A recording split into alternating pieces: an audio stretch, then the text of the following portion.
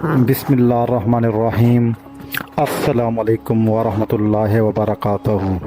حضرات گرامی، ہم سب جانتے ہیں کہ دین اسلام اپنے ماننے والوں کو یہ سبق دیتا ہے کہ وہ دنیا میں زندگی ضرور گزاریں اور اللہ تعالیٰ کی عطا کردہ نعمتوں سے نفع بھی ضرور اٹھائیں، بہترین لباس پہنیں، اچھا کھانا کھائیں اور اگر رزق حلال ہو تو اچھا گھر بھی بنائیں، مگر اس کے ساتھ یہی تعلیم بھی دی گئی ہے کہ دنیا سے دل نہ لگائیں، اپنی طبیعت کے اندر صرف دنیا کے مال کی محبت کو جگہ نہ دیں۔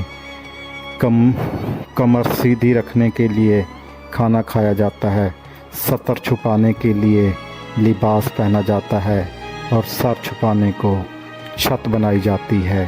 زندگی کا مقصد روٹی کھانا نہیں، اعلیٰ لباس پہننا نہیں اور اے سی میں کھو جانا یا زندگی گزار دینا نہیں ہے۔ دوستو، ہر وقت مال کو کیسے بڑھانا ہے، شہرت کیسے حاصل کرنی ہے اور دنیا میں نام کیسے کمانا ہے، اس میں پوری طرح اپنے آپ کو ملوث کر لینا اور الجھ جانا انسان کو تاریخ راستوں میں لے جاتا ہے۔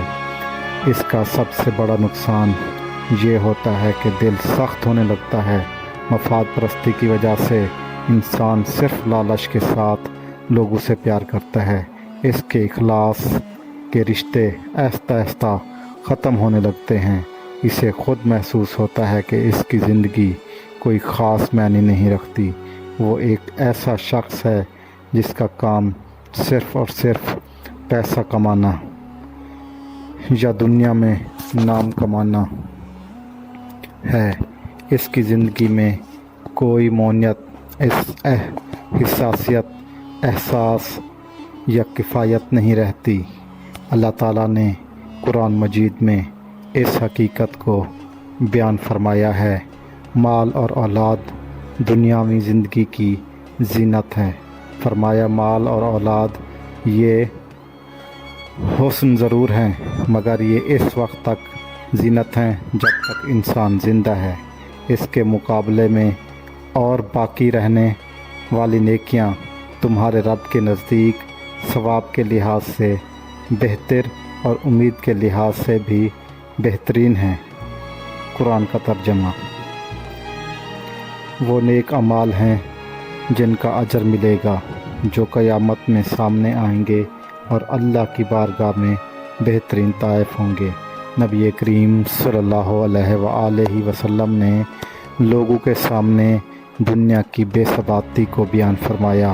حضور اکرم صلی اللہ علیہ وآلہ وسلم نے اپنے غلاموں کو یہ سبق دیا کہ ہم تھوڑی دیر کے لیے دنیا میں آئے ہیں۔ آپ صلی اللہ علیہ وآلہ وسلم نے اپنے لیے بھی وہی پسند فرمایا کہ میں کوئی تمہاری دنیا سے نفع اٹھانے نہیں آیا، تھوڑی دیر وقت گزارنے ڈیوٹی کرنے آیا ہوں، پھر اللہ کے حضور چلے جانا ہے۔ اور امت کو بھی یہ سبق دیا کہ مسافروں کی طرح، راہگیروں کی طرح تم نے وقت گزارنا ہے۔ تم نے ایسا ماحول نہیں بنانا کہ تم سمجھو کہ صرف ایک ہی جہان ہے، اس کے بعد معاذ اللہ کوئی زندگی نہیں۔ ایک زندگی ہے، اس کے بعد ہے مرنے کے بعد، جس کے لیے اللہ تعالیٰ جنت میں انعام عطا کرے گا، جس کے لیے جد و جہد کرنی چاہیے۔ ایک صحابی روایت فرماتے ہیں کہ دو قسم کے بیٹے ہوتے ہیں، ایک دنیا کا بیٹا اور ایک آخرت کا بیٹا۔ فرمایا دنیا کے بیٹے نہ بننا، آخرت کے بیٹے بننا۔ سبحان اللہ۔ نبی کریم صلی اللہ علیہ وآلہ وسلم نے فرمایا وہ لعنتی ہے جو درہم و دینار کا بندہ بن گیا ہے، یعنی بندہ تو اللہ کا بننا چاہیے تھا لیکن اس نے لعنت اکٹھی کی ہے، یا درہم کا بندہ بن گیا ہے یا دیناروں کا بندہ بن گیا ہے۔ اس قدر اپنے آپ کو لالچی اور حریص کر لینا کہ ہر چیز دولت بن گئی، ہر چیز کو دولت کی نظر سے دیکھنا شروع کر دیا لوگ اس قدر زیادہ الجھ گئے کہ قرآن مجید نے فرمایا تمہیں مال کی کثرت کی ہوس نے غافل کر دیا یہاں تک کہ تم قبروں میں جا پہنچے، یعنی مرتے دم تک صرف پیسہ اکٹھا کیا، صرف اور صرف اپنی ذات کے فروغ کے لیے، اپنے آپ کو بنانے، سنوارنے، دکھانے اور نام پیدا کرنے میں وقت ضائع کر دیا۔ یہ ہمارے دور کا سب سے بڑا مسئلہ ہے کہ ہم اپنی ذاتی قد کو اونچا کرنے اور رکھنے کی خاطر ہر وقت میرا نام ہو جائے، لوگ مجھے پہچانیں، یہ نفس کی تسکین ہے، وہ قرار ہے جس کے پیچھے لوگ تھک گئے ہیں۔ نفس پرستی میں انسان اس قدر لگ جاتا ہے کہ پرانے حکمران بھی ایسے تھے جنہوں نے تعریفیں کروانے کے لیے وظیفے پر لوگ رکھے ہوئے تھے، شعراء کو خریدا جاتا تھا، لیکن کچھ رب کے بندے ایسے بھی تھے جنہوں نے قرآن کو غور سے پڑھا، جنہوں نے احادیث مبارکہ کو بالغ نظری سے دیکھا، جنہوں نے صحبت رسول صلی اللہ علیہ وآلہ وسلم قربت سے اٹھائی، تو انہیں طے ہو گیا کہ اصل گھر تو آخرت کا گھر ہے۔ جب یہ طے ہوا تو پھر ان لوگوں کی صورتیں لوگوں کے سامنے آئیں اور ان کی زندگیاں بھی لوگوں نے دیکھیں تو اشک اشک کر اٹھے۔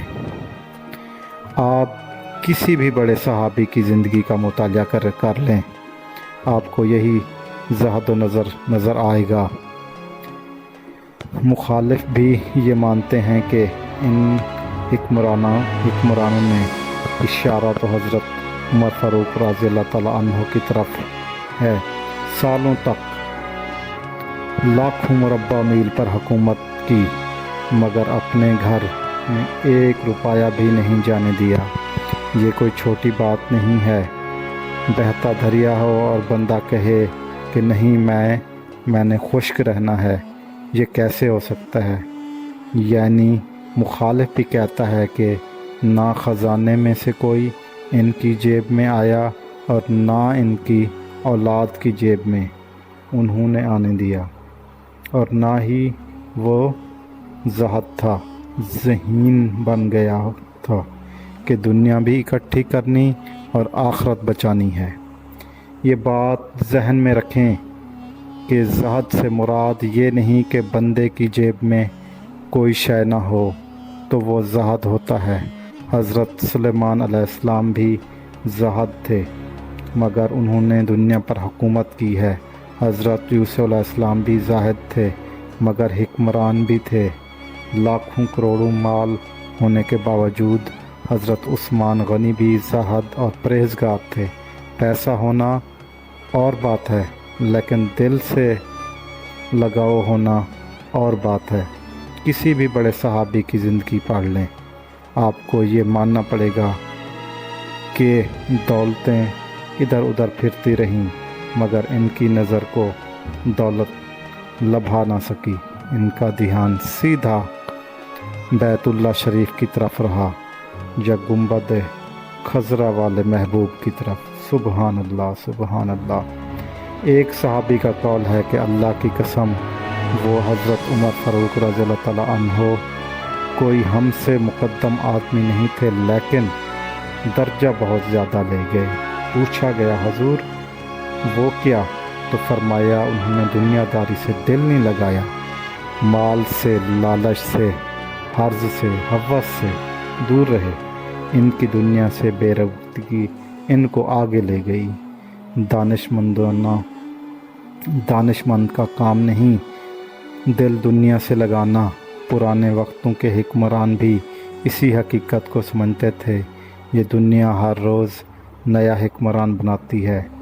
جب تک کرسیوں پہ تھے حیثیت اور تھی، کرسی اترے تو حیثیت کچھ بھی نہیں رہتی۔ سادہ زندگی میں خوش رہنا چاہیے۔ غریبی امیری بھی احساس سے وابستہ ہوتی ہے۔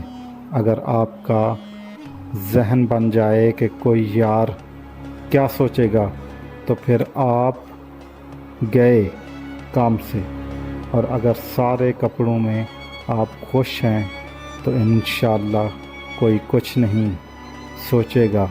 अगर आप गैर मुतमिन हैं तो फिर सारे ही सोचेंगे, लेकिन आप मुतमिन हैं तो इंशाअल्लाह किसी को कोई परेशानी नहीं होगी। एक ताबी बयान फरमाते हैं कि मैंने एक सहाबी को हज के मौके पर रमी करते देखा। इनकी कमर पर 12 पेवंद लगे हुए थे, लेकिन उन्होंने रुख फेरा तो जलाल वही था जो इनका होना चाहिए था। रौब कपड़ों का नहीं होता, किरदार का होता है। आप कपड़ों से रौब डालना चाहते हैं, बड़े बड़े मोबाइल हाथों में पकड़ कर रौब डालना चाहते हैं, बड़ी गाड़ियों से उतर कर रौब डालना चाहते हैं, कोई नहीं डालता। अब तो दुनिया एक से एक बढ़कर है। रौब आपके किरदार और अमल का होगा, रौब आपकी शख्सियत वक़ार का होगा, आपकी वाज़ेदारी का होगा, आपके इखलाक का होगा, आपके किरदार का होगा। हमारे मुआशरे में प्रोटोकॉल और VIP सिस्टम बहुत आम हो गया है, जिससे बाज़ औक़ात दिल उकता जाता है। कम से कम हज जैसी इबादत से तो VIP सिस्टम ख़त्म करें। जब तवाफ़ करते वक्त कोई VIP नहीं होता तो सब एक ही सफ़ में खड़े हुए होते हैं, ना कोई बंदा रहा ना कोई बंदा नवाज।